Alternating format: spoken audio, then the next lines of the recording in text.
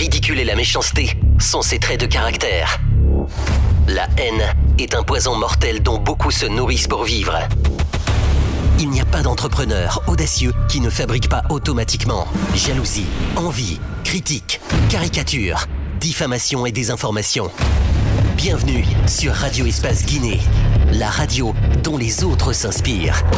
Radio Espace Guinée. À Conakry sur 99.7, en région à Labé, Kakandé sur 99.7, à Cancan sur 99. Mon cher Tambazak Alimil Mouno. Un préavis de grève qui va courir le temps de 10 jours. D'après même le document que nous avons, il s'agit justement d'une déclaration, préavis de grève signée par le camarade Sissoko Ahmed, Sissoko Ahmed qui est secrétaire général du syndicat de là-bas. Alors, ils ont quand même une série de revendications nées d'un certain nombre d'éléments pour lesquels on va revenir d'ailleurs sur un certain nombre tout à l'heure, qui font que pour eux, il faut que la situation change.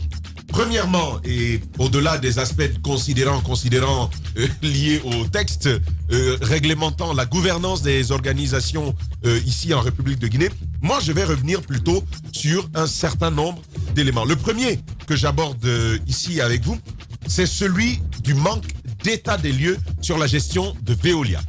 D'après ce document que nous tenons entre les mains, signé du camarade Sissoko, il n'y aurait pas de véritable transparence dans la gestion qui a été celle de Veolia. Ils aimeraient avoir plus de lisibilité sur cette gestion-là, et donc, d'après ce document, il n'y en a pas, et ça justifierait pour eux, en partie, de devoir aller à la grève. Mais également, le collège syndical dit n'avoir pas pris connaissance de l'organigramme proposé par Veolia et qui a été validé par un comité de suivi. Il faut quand même qu'on rappelle à nos auditeurs, à nos téléspectateurs, de quoi est-ce qu'il s'agit. Vous vous rappelez, dans la gestion de EDG, le gouvernement guinéen a souscrit à un contrat de gestion avec Veolia. Veolia est donc venu et il devait, sur une série de 4 réformes, amener à de meilleures performances l'électricité de Guinée, cette entité qui se mourait. Il y avait donc, au-delà des aspects commerciaux, des aspects de transfert de compétences et de technologies qui avaient été suivis. Et après, Veolia devait également réorganiser la gouvernance au sein de EDG. Et donc, c'est de cet organigramme-là qu'il s'agit. Le collège syndical dit n'avoir pas pris connaissance de cela et ça justifie. Mais je veux souligner très très rapidement, avant d'en venir à notre invité, cet élément, le bureau du conseil, le conseil d'administration, donc le CA de EDG, serait logé dans la même enceinte, donc dans les mêmes locaux que la direction générale elle-même. Et donc, le collège syndical dit que ce n'est pas une très très bonne chose pour une meilleure organisation, une meilleure gestion de leur entité, et il demande par ailleurs que tout ceci soit arrêté, y compris le recrutement en externe d'un directeur général. Avec quoi ils ne sont pas d'accord, on l'entendra et on en saura un peu plus. Justement, en direct ce matin, donc Ahmed Sissoko. Les grandes gueules.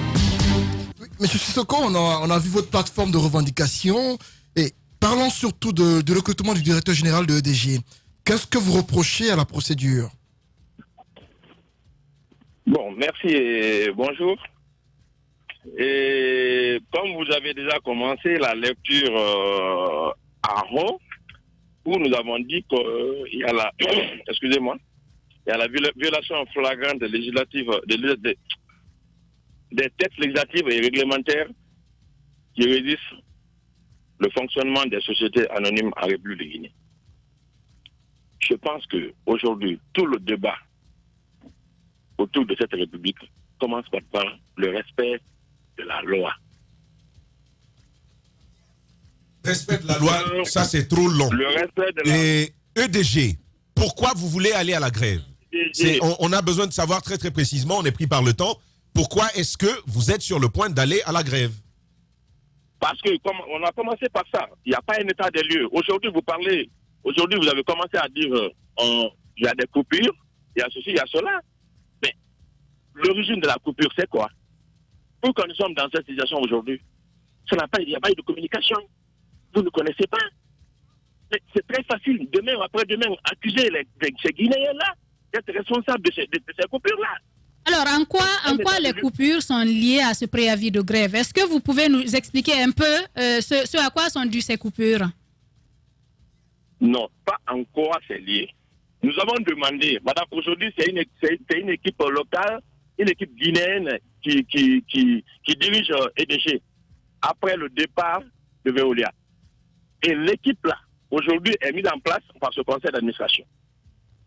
Et il n'y a pas une situation claire pour nous dire, voilà, vous prenez l'EDG à ce niveau-là, et à partir de là, on peut faire une certaine évaluation. Il n'y en a pas. On a tenté d'avoir des éléments de réponse, on n'a pas eu.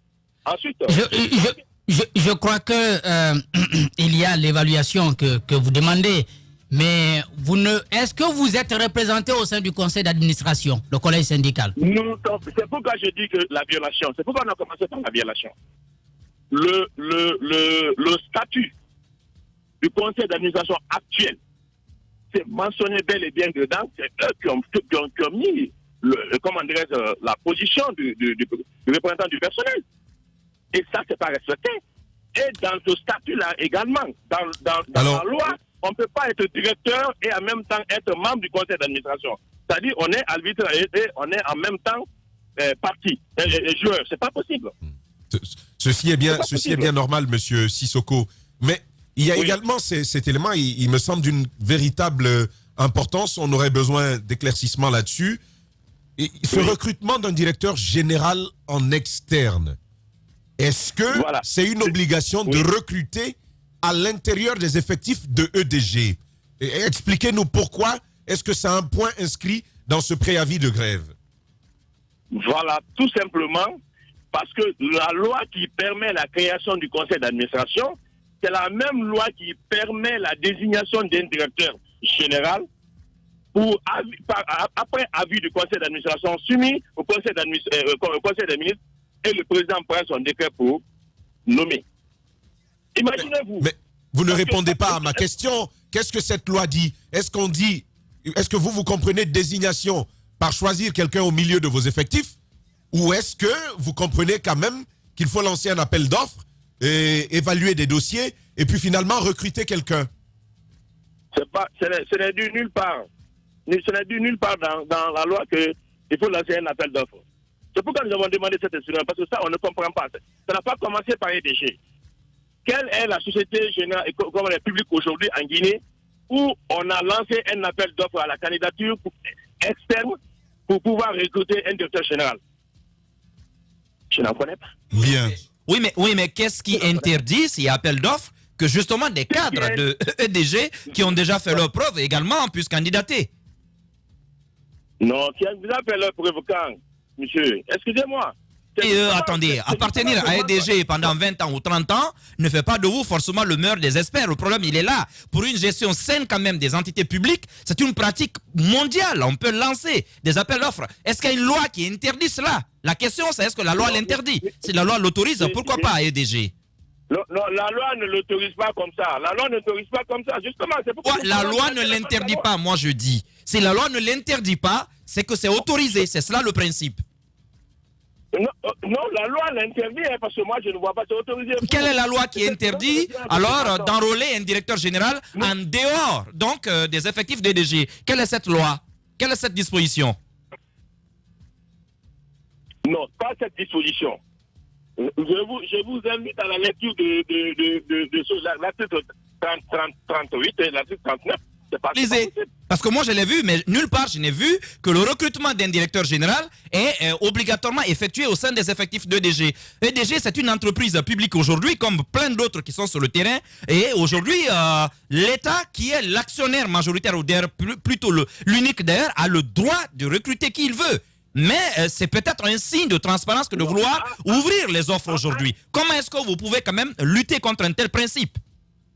Non, a le droit de recruter ou a le droit de nommer quelqu'un. C'est de nommer. C'est de nommer, il s'agit de nommer. Qui recrute alors? Qui recrute alors? Qui recrute à votre avis? Il n'y a pas de recrutement inscrit nulle part. Donc, la loi, d'après vous, interdit au président de nommer, comme vous le dites, on va dire nommer une autre personne en dehors de votre entreprise, c'est ça? Non, pas au président. Justement, c'est parce que c'est que la loi qui permet au président d'exercer, c'est cette loi qui est violée par comment on appelle ça, les membres du CA. Alors, l'autre question, puisque vous n'y avez toujours pas répondu, vous avez parlé des délestages. Quel est le lien entre aujourd'hui votre débrayage annoncé et puis ces coupes quand même auxquelles on est en train d'assister et qui sont vraiment en train d'affaisser les petites et moyennes entreprises? Il n'y a pas de lien. Ce n'est que la suite logique de la gestion de Veolia. Bien. Merci beaucoup, camarade. Merci.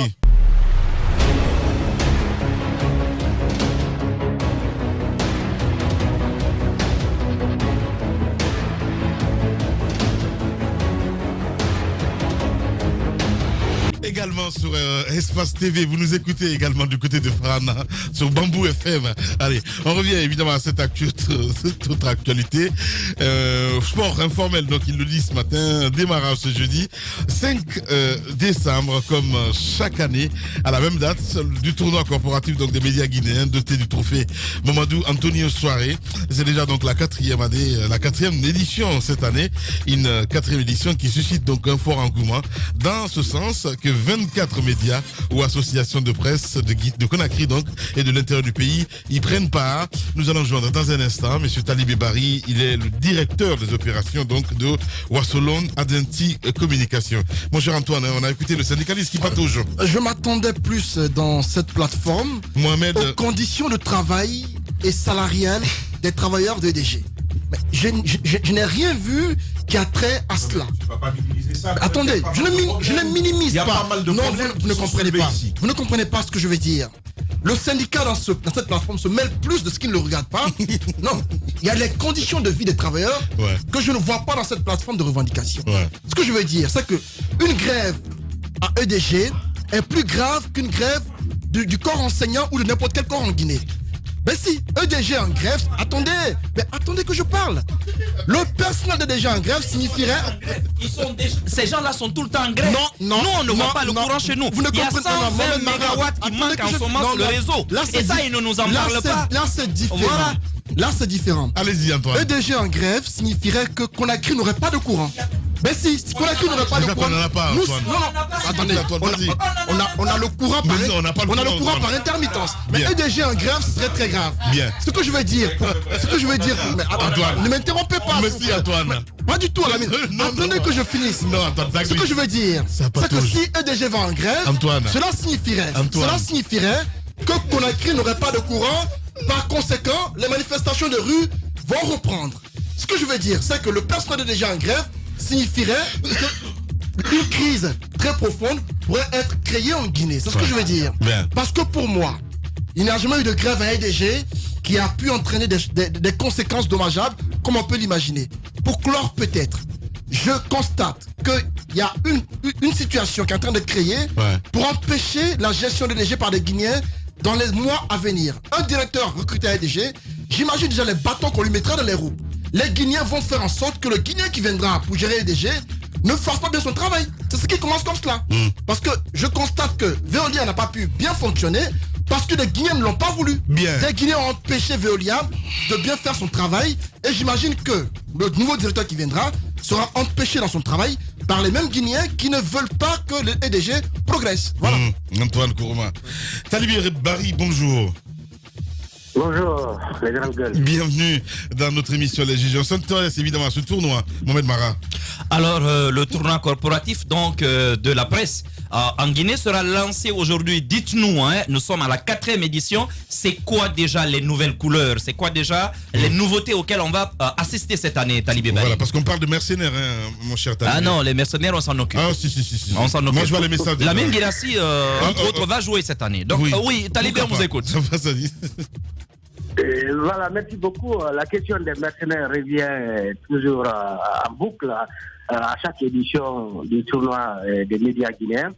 Ce qu'il faut dire, c'est que à l'occasion de cette 4e édition, nous avons fait un certain nombre de constats. D'abord, c'est l'engouement qu'il y a autour du tournoi, puisque si l'année dernière, par exemple, nous avions 16 équipes sur la ligne de départ, cette fois-ci, donc au compte de l'année 2019, nous en avons 24 donc, qui ont postulé à pouvoir participer à ce tournoi.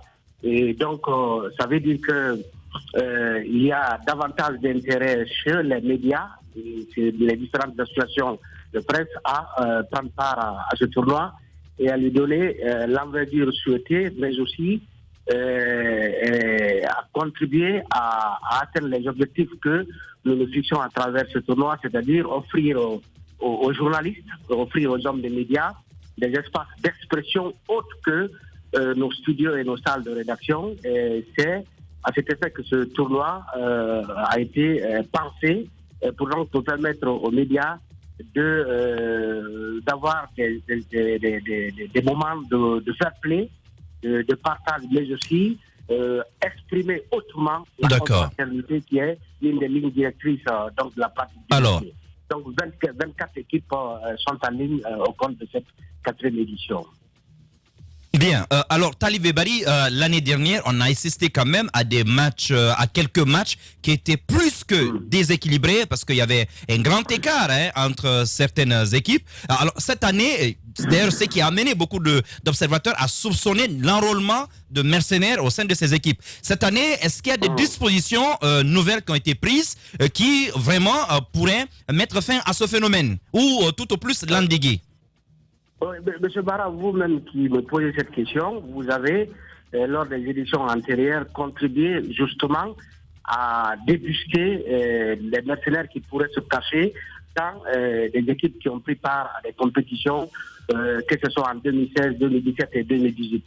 Et à chaque année, nous avons fait la lutte contre le mercenariat, la lutte contre l'enrôlement d'individus non qualifiés, notre cheval de bataille.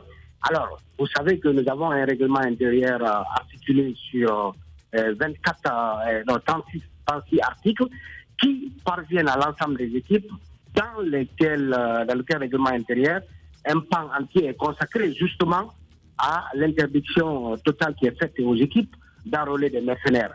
Ça veut dire que quoi? Ce règlement intérieur indique que non seulement les équipes qui ont en face des adversaires susceptibles d'avoir enrôlé les mercenaires peuvent les signaler à la commission d'organisation, mais aussi il est du devoir de la commission d'organisation elle-même de traquer d'éventuels mercenaires qu'il pourrait y avoir dans les différentes équipes. Donc, ça fait que avant un match, on peut décider de disqualifier une équipe dont on a des preuves qu'elle enrôle des mercenaires, tout comme après un match, même après une victoire acquise, on peut disqualifier une équipe.